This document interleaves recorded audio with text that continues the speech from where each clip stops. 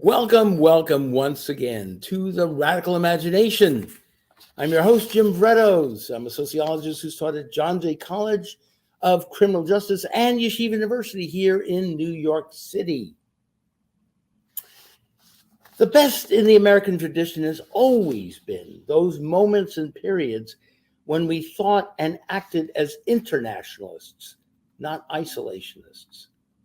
It was the realization that we were part of the larger human community that was interconnected and interdependent in wonderfully loving ways.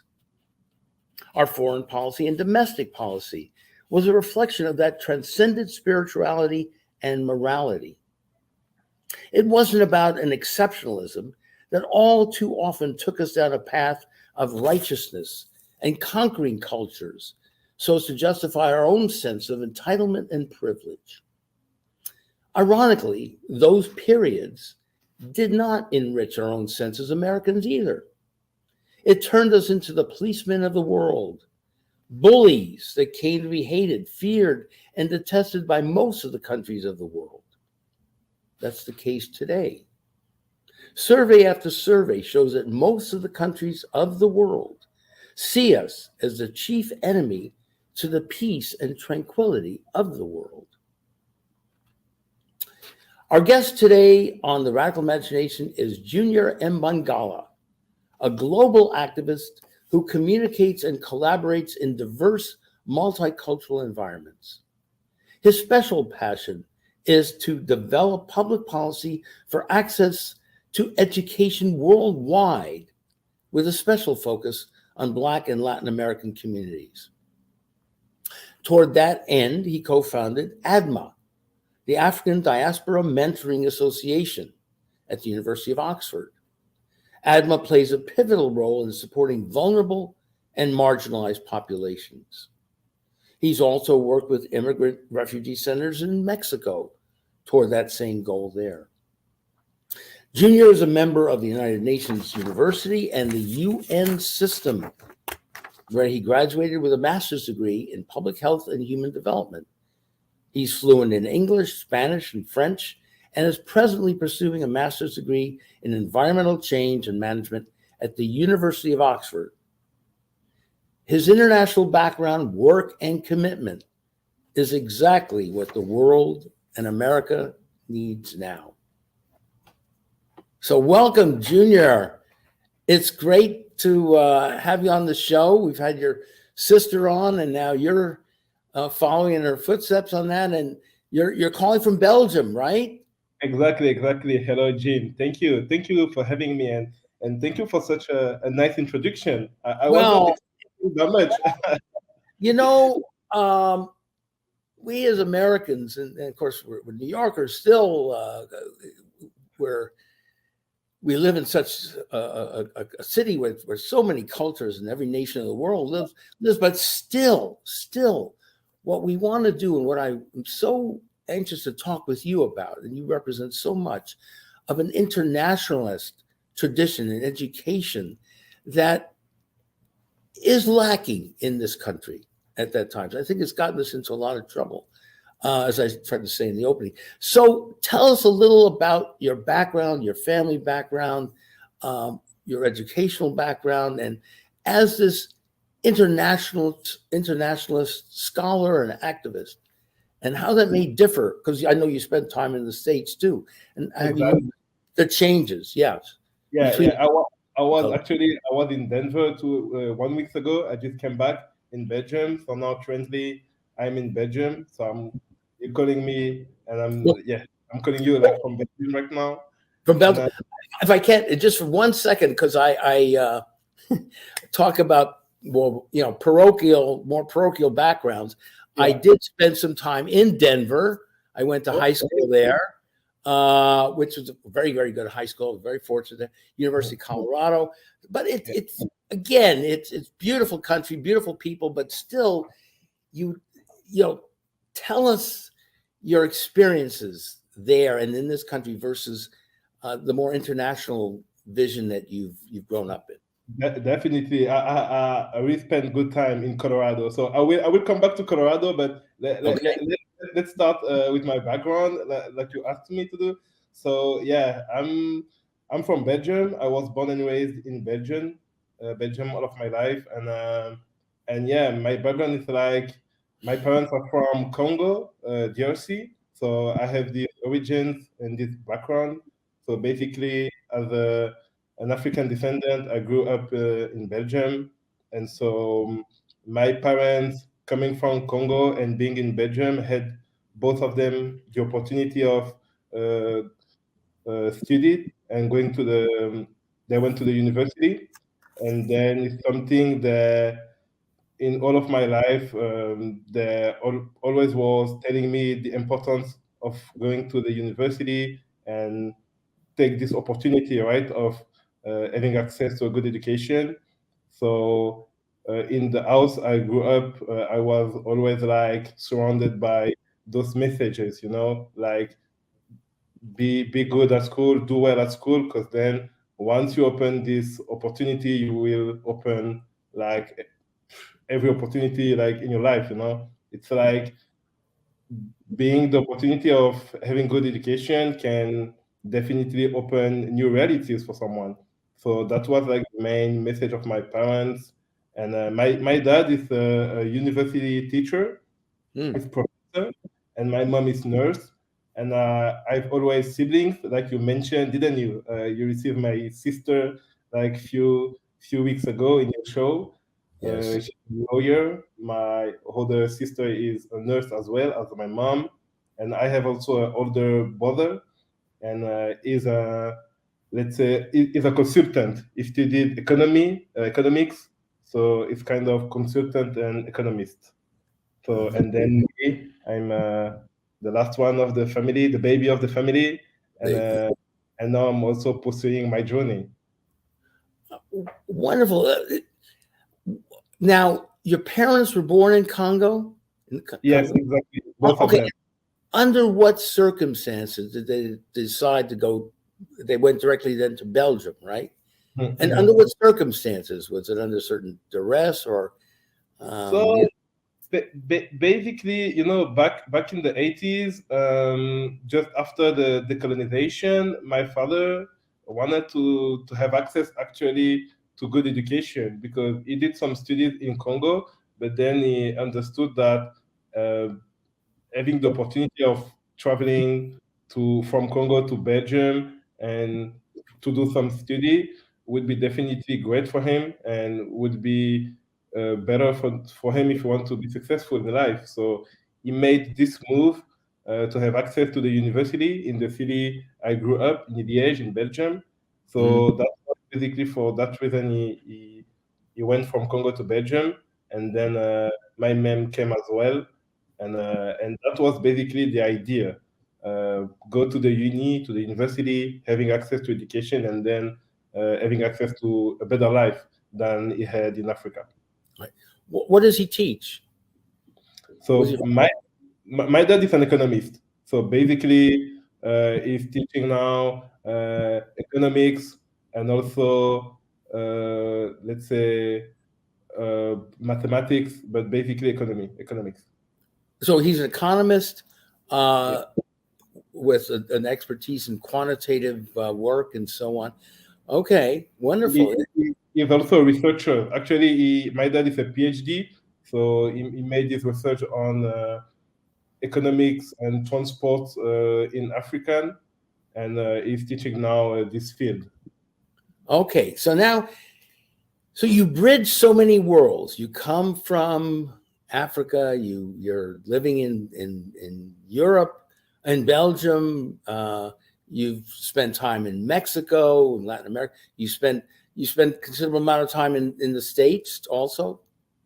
Yes, yeah. I mean, when I came to Denver, I went to Denver. It was the first time I Hmm. was going to the United States of America. So that was my first time. But earlier, like in 2021, I went to Mexico and I spent a few months in Mexico working for a refugee center.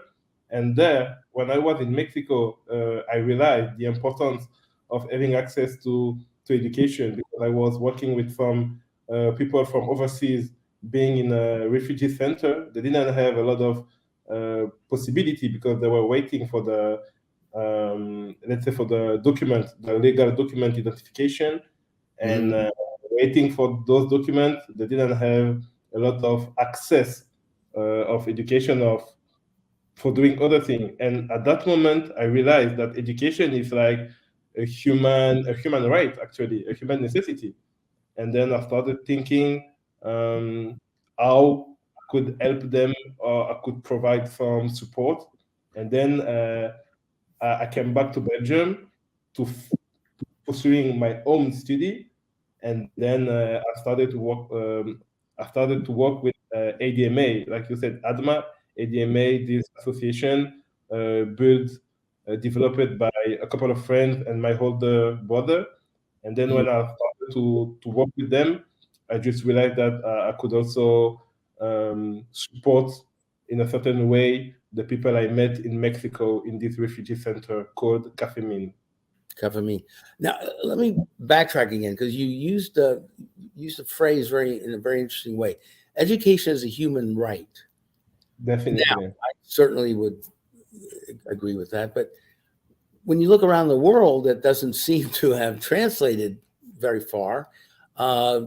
Even in this country, of course, we have all kinds of difficulties. In fact, we're cutting down on various programs and opportunities here. We had so when you say that, and when you look at the realities, and in your own situation, correct? Because your father was a respected academic, so you had that opportunity through what, the UN educational system. So you gained access to that and got a good education. But again, if I may, so you had connections in a sense. And you certainly work very, very hard and diligently and so on. But when you say it has a right, I totally agree. Why hasn't that been translated into people around the world? Why is it that in Europe that's not the case, is it as well? Do they consider education a human right? College education? No, exactly. That's a good one, actually. It's a good question. And that's exactly what I learned during my time at the United Nations University, because the UN, the United Nations, they had set up this agenda, the Global Sustainable Goals, the SDGs, the Sustainable Development Goals. Sorry, the SDGs. So basically, there are 17 SDG to eat worldwide.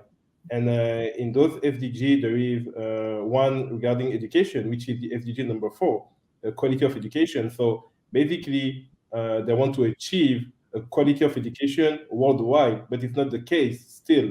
And the question why, that's a good question. I cannot respond this why, but the thing I'm doing now is trying to make it successful everywhere, because everyone in every places of the world needs to receive a good education, because education is not only like being at the uni or in a classroom. Education can open also minds and can definitely affect the life of someone to have a better life, definitely. So that's what we do when we are in the UN system. That's exactly what we're trying to do, to expand. Exactly. I want to get back to that in just a moment. But again, maybe part of the answer is a depressing one, but many governments around the world, particularly more totalitarian, authoritarian ones, simply don't want people to be that educated, including this country for that matter, because, and also it depends on what sort of education you are trying to offer. What vision? You're probably aware of all the struggles that are going on in Florida and cutting this or that program, AP and programs in Black history and so on. So you have resistance here, certainly around the world, and you're doing your part. You're doing your bit here. And so my question is, what sort of education did you get? What sort of coursework? What sort of research did you do, et cetera, that opened up your mind to this internationalist vision that I think we both agree needs to occur around the world? Yeah, no, definitely. I feel like traveling. I just opened my eyes, and I just realized that in a lot of places there was a lot of people missing this access to education. And you said something right. There is some countries where governments don't really want to have everyone well educated because uh, in some country receiving an education is a privilege because the cost is very high. For example, they want to keep it very high because they want to keep it as a privilege for part of society and not for everyone. And that's a big mistake in my understanding. And that's what we are trying to fight for, those kind of things, by supporting those people without a lot of resources, and by providing new ideas, helping organization to provide scholarship over people who don't have a lot of resources to get into some schools of education, university. So, and I would say as well that my understanding of those topics came when I started myself to the university. Because if we came back in the days in my family, even though my father was always telling me the importance of education, I wasn't the one who wanted to go to the uni because I used to play football. I mean soccer in America, and I used to play. And when I was young, I remember I was like, okay, good. I got the message, but it's not for me. It's for my brother, for my sisters. But education for me, I don't care. And I was the one who was playing football, and I was every time on the pitch with my friends. And then at the age of 20 or 21, I had to stop football, soccer, and I just realized, okay, now what can I do? So I had this connection from my father. So I was like, okay, I have those opportunities, so I have to take them.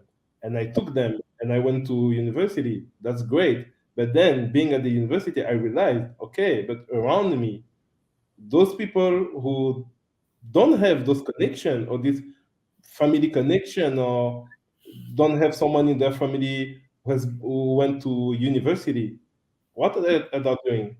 And I just realized that they were not at school, they were doing different things, bad stuff at some point. So then I realized, okay, it's unfair because if someone doesn't have connection, he probably won't have or receive education. That's unfair. So then I started thinking, and then I opened my mind. I traveled. I went overseas, Mexico, Guatemala, different countries. I've seen different things, and then when I came back to Belgium again, I started to work with the ADMA, and I was like, ADMA was basically providing support over young African diaspora. But I was like, okay, guys, that's great, but let's open it for a lot of different people because there is different people from different origins, but they have the same needs. So then, since I have connection with Hispanics and Latino American people, I started to work with them and to, let's say, to expand with the knowledge I have regarding education and access to education to them. Absolutely fascinating story, interesting personal journey.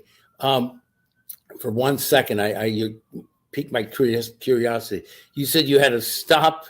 I'm sure I have a hunch that you were a pretty good soccer player here. So then you said I had to stop. Why'd you have to stop? Injury or?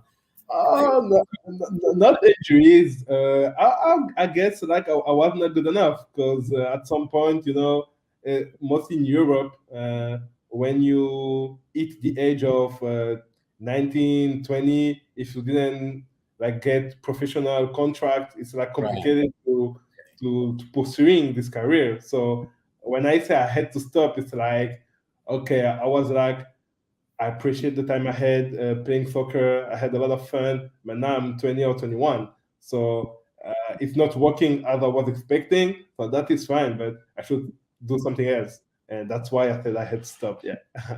But you still play on the weekends, right? Come on, you haven't given it up totally. Nah, I didn't give it up totally. Yeah, you still have, okay, good. I'm still playing sometimes, yeah, with friends. Yeah, but you raise such interesting points. Having gone to an elite university myself for graduate work, it's so seductive. And, when you are, for whatever reason, you're fortunate enough, you're there. The seduction is to go along with the program, the protocol, the courses, and so on. And if you do that, you will become part of the ruling elite. I think you sort of were intimating that occurs also in Europe and so on. So when you get on top of the fact that the country may not want most of its people to be really educated in the way that you're talking about, if you do make it to some of the better or elite colleges, it's very, very easy to buy most of those students off, if you know what I'm saying. I mean, I'm going to. Yeah, I know what you're saying. I feel like the most important is like this sentence we say, each one teach one. So let's say, for example, if I can give a personal example, when I started my studies, I was like looking around me in my neighborhood. And to be fair, to be honest, I was like, okay, my family was the only Black people family in my neighborhood. Which people having access to education or which people involved in university. So I was like, okay, why? And then I started thinking, and I was like, at some point, for marginalized people, I would say, uh, someone won't go to you and say to you, okay, you can also have access to this kind of thing. Because like I said in my story, when I was playing football, every people I was talking with, they were just like, okay, you're good in sports, and that's it. The only person who was telling me, don't forget about education, was my dad. So I started thinking, okay, why some people doesn't have this, let's say, this information, or doesn't have those people who tell them, okay, you're doing something, but never forget, you can also have access to other things. And then starting thinking, growing in my journey, my educational career, I just started thinking, okay, maybe I should, me with a couple of friends, developed an association, and with this association, we're going to teach the other one. That's why I started saying each one teach one. Now we're like educated. Now I'm going to Oxford University, and Oxford is like a prestigious university. Okay, but now I am able to say with my peers, with my little brother, okay, now guys, look at me, look at what I've done. I didn't do it by myself. I was helped by some people, so let me help you as well, because I know you can definitely reach out those kind of universities, the United Nations universities or Oxford universities, because nothing is impossible. But if you don't have this message, you won't probably not do it. Your father's a very, very wise man, and I also was instilled with that more my grandfather as well. Who I won't get into that much, but he studied in Europe, Royal Academy in Dresden, and when they had a quota system, and but the thing that was instilled with me is similar, that they can't take that away from you. You cultivate your mind, the intelligence, and so on, and that's all important for all kinds of other possibilities for the rest of your life. I got to mention this. I did a show just 3-4 weeks ago, I think it is, with the two sons of a very, very prominent Columbia University professor, Carl Hart, who's a neuroscientist, drug researcher, and so on.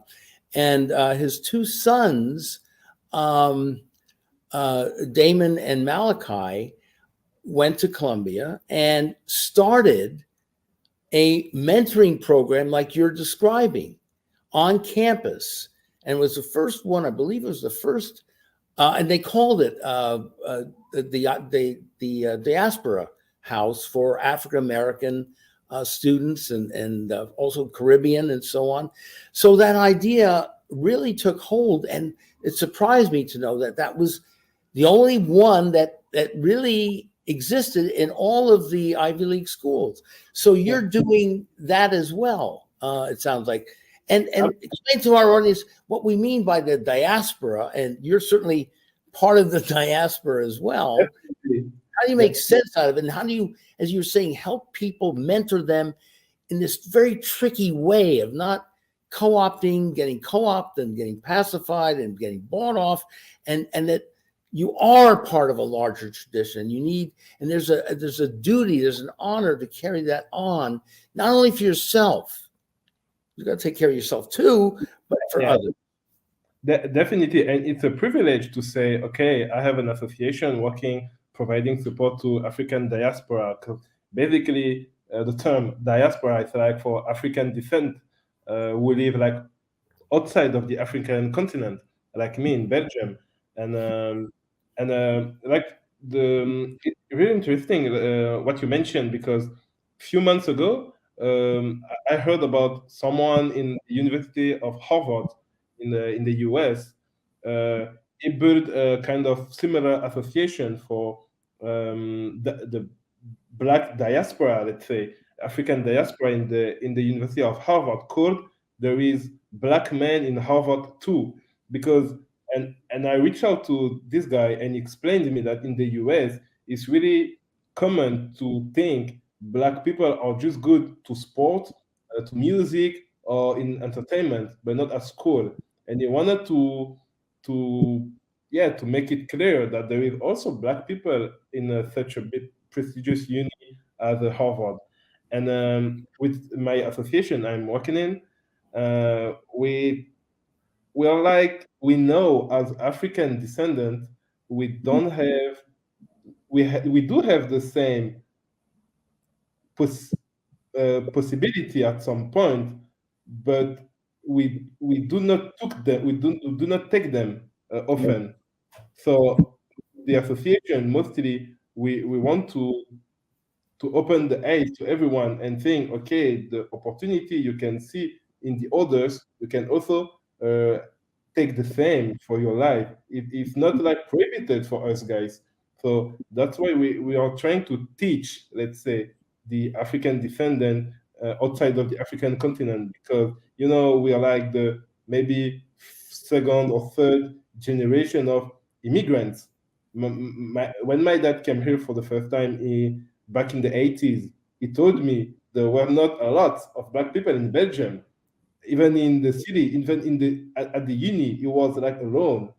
So we are like now the second generation or the third generation. So it's important to teach everyone that, okay, we immigrants, we are also immigrants, but we can also have we can reach the same opportunities than the others we are living with.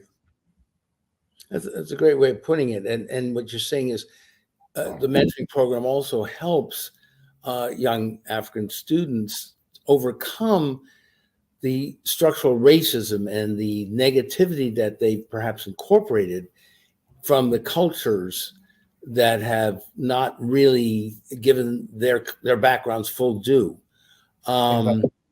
Yeah, and I want to ask you personally, how is life as a young African American, African Belgium, in Belgium? How do you feel walking the streets? How are you treated? And I know you spend only a little time in America, and I hope next time. I'm a little upset with you. Now, why did you come to New York? I mean, next time we've got to meet New York, and we'll really go see some stuff. But how do you feel? Yeah. As, I would have loved. Sorry, I would have loved to come to New York, but yeah, next time for sure. And how do I feel? I mean, basically, I mean, I'm Congolese, so you should know that Congo and Belgium have a strong past history regarding colonization. So it's very common being from Congolese origin and being in Belgium. So I feel like, when I'm just walking on the street, I mean, I was born and raised in this country, so I'm good. I feel like it's okay. Since I'm like involved in the universities, I feel like I'm just participating of the social life of my country. So at some point, uh, I feel like I'm good because I'm doing, let's say, good stuff. But I can also see the other side. A lot of black people still in Europe are marginalized. They are still seen as bad people. Where specifically would you've Okay. traveled around Europe, right? And also, I want to ask you, do you get back to Congo very much, or do you? No, no, no, not at all. To be honest, I've never been. And Really? Now, is yeah, that what was the reasons for that? Just out of curiosity. um, I mean, many times I wanted to go, and it was like key moments in the country. Elections or instabilities. And Yeah, yeah. the two times I wanted to go, my parents advised me to postpone the travel because the pay was not really stable. There were like some instability. So let's say missed opportunity. And but definitely I would like to go someday. I'm trying to plan it with my older brother. We are trying to plan a trip like very soon, as soon as possible. But yeah, unfortunately, I didn't have the opportunity to go yet. Well, listen, you're your own man, but your father has had some experience here, so I would double check with him first. I get it, but you've been through Europe, so how would you say Africans, Africans are seen in different parts of Europe? Where would you say there is more of a problem than, let's say, perhaps in Belgium? Yeah, I mean I feel like the biggest problem is like the behavior of the others. Unfortunately, there's still racism, and there's still like people who think that black people are like underdeveloped, so they should not be considered as white people per se. And that's basically what's happened often. So when you black people doing what you do in Europe, you can directly be marginalized because you're just seen as someone underdeveloped, and it's not the case, obviously. But it exists a lot of places where you can be seen like this, and it's also the case in Belgium. I feel like I get used to at some point, so I don't pay really attention, but it exists definitely, and that. Um, let's say that makes the thing a little bit more complicated for someone who's black, because when you want to eat a better opportunity, when you want to achieve something, you want to receive like help, encouragement, uh, even if you willingness, if you have the desire to to evolve, to grow, if you have the desire to learn as much as you can, you won't have the necessary help from the others because you're still seen as someone underdeveloped, or someone not serious, or someone who's not making something good in life. So Your own people, you see that happening. exactly. And right, well, we certainly have that as well here. And again, that is, I think, much of what Cornel West's campaign is about as well, that we need to focus on literally tens of millions, not only of African Americans, but whites as well, but particularly so many people have been left behind. And again, particularly on educational opportunities and so on. Exactly. So, and again, I want to just throw in the mix there, the migrant issue as well. Coming from Africa, we hear all these horrible stories, of course, and particularly from Southern Europe, where they come to the shores and they're treated miserably and even killed and so on. Of course, we have that situation people coming up through Mexico as well. So this is, in a sense, a worldwide phenomenon.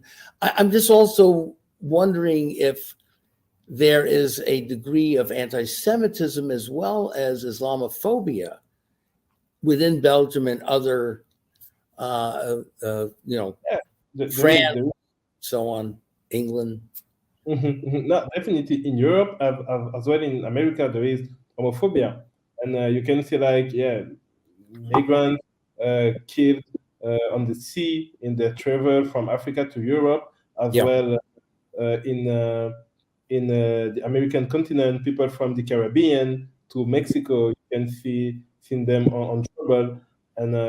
And when I was in Mexico working for Café Min, this refugee center, I heard a lot of terrible stories from people who went from the Caribbean, from Central America to Mexico. And they said, okay, now I'm in this refugee center, but at least I'm safe, I'm alive. And I was like, wow, that's amazing, because your situation is not good enough, but you're still happy because you're alive. And that's crazy. That's why I feel like also receiving an education and having access for in education, it's important to participate to society, because it's open new perspectives and new realities for someone. And if you don't have those perspectives or those opportunities, you won't never participate as well as you could at the society. And that's why I was like working in this refugee center to solve the identification documents problems they had. But also I was thinking about, okay, once you will get your identification, what can you do in this country? Okay, you're from Honduras, you're from Costa Rica, you're from Haiti, you're from Jamaica. Okay, right. Now you're Mexico. What can you do? So first I was teaching them Spanish, because I feel like a language is also very important to start participating in the society. Okay, so that was the first step. After that step, what can you do? Education was definitely the best way to to be successful, and not only being successful just for being successful, but to have access to a better life. Definitely. Yeah, and you touched on a very important point, because so many of these people are coming from different cultures. They come from rural backgrounds, agricultural backgrounds, right? Exactly. And so how do they fit into a more industrialized, computerized world? And to go from that to what they see in these societies is a monumental task. I mean, the immigrant experience in America has been one where usually it's taken 1 or 2 or even 3 generations. So that accentuates the problem. And then there's, again, as you've so eloquently defined, the deep-seated, almost reflexive attitude by the privileged culture toward what they need to feel are inferior people. And that plays itself out in so many different ways. How police treat them, the poor schools, the ill-prepared teachers, and so on, the curriculum that is not challenging, and so on and so on and so on. So I admire your efforts at this smaller micro level to take in the people you can and form this sort of, in a way, a vanguard of understanding that can spread around the world. And, it's interesting. One of the songs I sort of chose for our last clip, which you won't hear until you see the show, is from Odetta, and it's Little Light of Mine. And it's sort of this, I don't know if you know the song, or it's a generational thing, but you'll listen to it. It's beautiful. And again, it's you're creating this little light, in a sense, that is so desperately needed in the face of rising authoritarianism all across the world. This country, Europe, Africa, the Middle East, and so on. So one of the questions to ask is you're also at the same time promoting democracy, aren't you? You're trying to be more inclusive in political system and bring those who have not been part of it into it. Exactly, definitely, and that a little bit, or it can lead us to what I'm going to study at Oxford, because I'm going to study environmental change. And you mentioned the environment where they came from and the environment where they're coming, or where they are now. And it's also something, talking about democracy, I realized, if you take the big picture in the global development, so we're now facing issues worldwide regarding climate, regarding environmental change, but we are saying each and every country to make an effort to do something for adaptation, for mitigation to climate. Okay, that's great, but that's unfair, because there is a lot of people coming from a country in the Middle East, in Africa, uh, in Latin America countries. There is a lot of people who didn't do so much to bring us to the issues we are now facing regarding climate. There is a lot of countries who never use those polluted things, or never made any, let's say, never contributed to all of the problem we have right Right. now. But we are Environment. trying to tell them, you all need to solve the problem the same way. And that's unfair. So I feel like everyone, each and every country should report, should do something, definitely, but we should be fair and asking country regarding the resources they have to act as well as they can for the climate issue and the environment. That's a really profound connection and point you're making there. To not make it a problem of those peoples who basically have borne the brunt of the greed and policies of the richer cultures, including, of course, the United States. And to see the connection, yes, peoples have to deal realistically with what they're facing, but it's at the same time questioning those ruling elites, economic and political elites, who have so much power in setting up policy. So you're getting a degree in environmental change and management. Exactly. So tell us a little about your coursework, your interests there. Yes.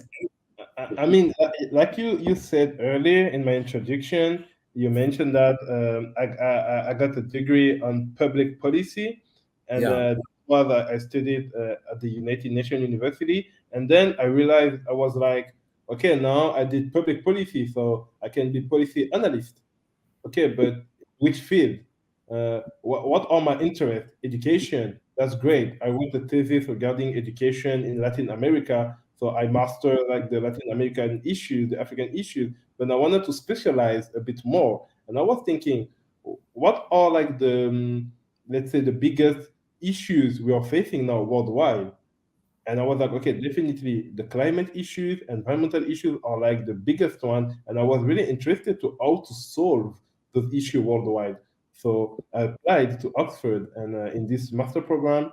And now I'm going to study basically how to mitigate, how to adapt our situation in the world facing climate change or environmental changes. And basically the courses I will have, I mean, I have to go there and I have to study to do the program, but I know that it's going to be about basically how to make the world a better place regarding environmental change, and how can we adapt, and how can we use different tools nowadays, different energies to still uh, keeping working as we are working now. Fantastic. Yeah. And the policies that, again, it starts with a vision, this internationalist vision, in a Mhm. sense. We're all part of this very, very small earth in a sense. And we've got to get together. We are interdependent and interconnected. And it's not just something, that we should, well, it's the problem of Ecuador or Congo or this or that. China, it's not. It's so we're so interconnected. And so that's what you bring to this discussion. And that's why I say you're the man of the hour here in a sense, and so needed to transform our thinking and the policies. And I think you've been, gee, gosh, we only have a couple more minutes to go here, but so I want to finish up by saying, what do you hope to do with this degree, and where do you see yourself in 3-4 years? That's a good one as well. I feel like now I'm a part of the UN system since I'm an alumni of the University of the United Nations. So I feel like definitely I would be able to give back in the UN system, because the UN is like an organization working worldwide. So I would like to put my skills into the UN system, following the global agenda, the SDGs, and to achieve the global progress. Well, there is a sentence I used to say this past year. It's like, receiving an education is not only inspiring to make a living, but is inspiring to make a difference. So when I see myself, I would like to make this difference at the global level. Well, you have a role model in not only your father, I think, but also that's the exact words that Cornel West would use as well. And maybe a university position. And of course, UN is in New York. So we've about run out of time. So, well, whatever happens, we'll see.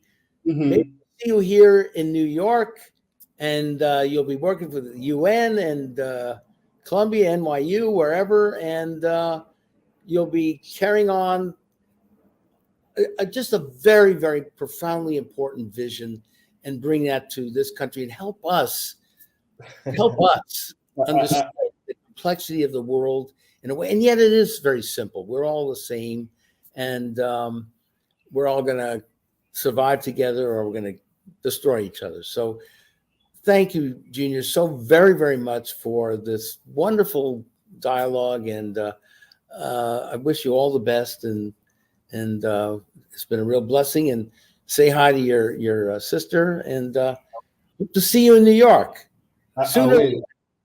Thank you very much, Jim. Okay, thank you again, Junior, and thank you all for watching us here on the Radical Imagination this week. This is Jim Vrettos. We'll see you again next week on the Radical Imagination. There's a little light of mine, I'm gonna let it shine. There's a little light of mine, I'm gonna let it shine. There's a little light of mine, I'm gonna let it shine, let it shine, let it shine, let it shine. Yes, there's a little light of mine, I'm gonna let it shine, shine. There's a little light of mine, I'm gonna let it shine. There's a little light of mine, I'm gonna let it shine, let it shine, let it shine, let it shine. May we know that together. There's a little light of mine, I'm gonna let it shine. There's a little light of mine, I'm gonna let it shine. There's a little light of mine, I'm gonna let it shine, let it shine, let it shine, let it shine. Everywhere I go, everywhere I go, I'm gonna let it shine, shine. Oh, everywhere I go, I'm gonna let it shine. Everywhere I go, I'm gonna let it shine, let it shine, let it shine, let it shine. All in my room, I'm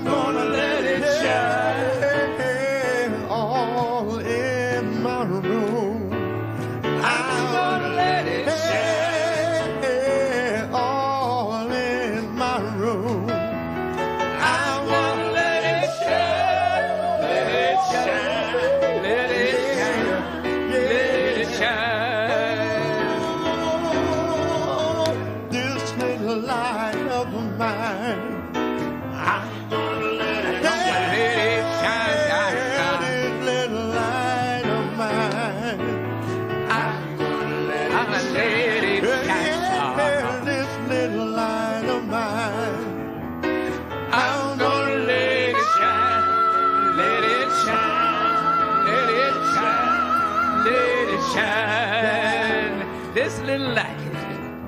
This little light of mine, I'm gonna let it shine. This little light of mine, I'm gonna let it shine, shine. I'm gonna let it shine, let it shine, let it shine.